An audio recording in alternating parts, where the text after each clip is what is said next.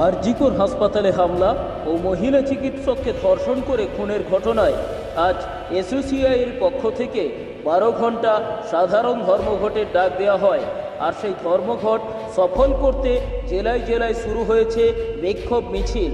ইতিমধ্যে আপনারা দুই জেলার ছবি দেখতে পাচ্ছেন, একদিকে দক্ষিণ 24 পরগনা কাকদ্বীপ এবং অন্যদিকে পূর্ব মেদিনীপুরের দেউলিয়া বাজার।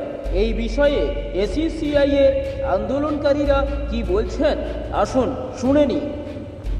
সর্বস্তরের বন্ধুগণ, আপনারা জানেন আমাদের দল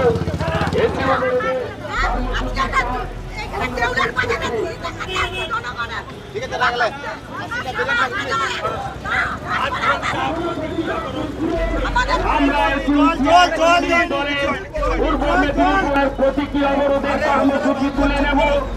আমরা যে সমস্ত স্বেচ্ছাসেবকরা আছেন, এখানকার অধ্যক্ষ সুপার সবাই যোগ সাজস করে এবং দেশের আজকে যা ব্যবস্থা সেই পরিপ্রেক্ষিতে আপনারা আন্দোলনে সামিল হবেন।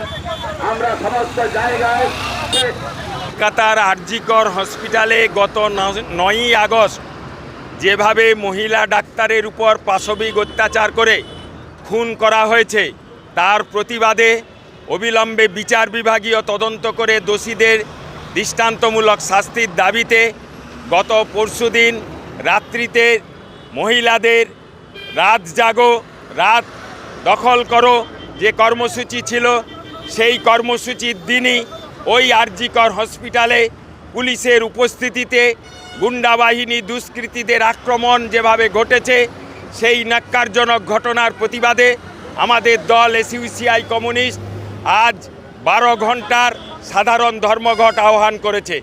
সেই ধর্মঘটের পরিপ্রেক্ষিতে আমরা 6 নম্বর জাতীয় সড়কে 8টা থেকে 8:30 পর্যন্ত প্রতীকী পথ অবরোধের কর্মসূচি পালন করেছি।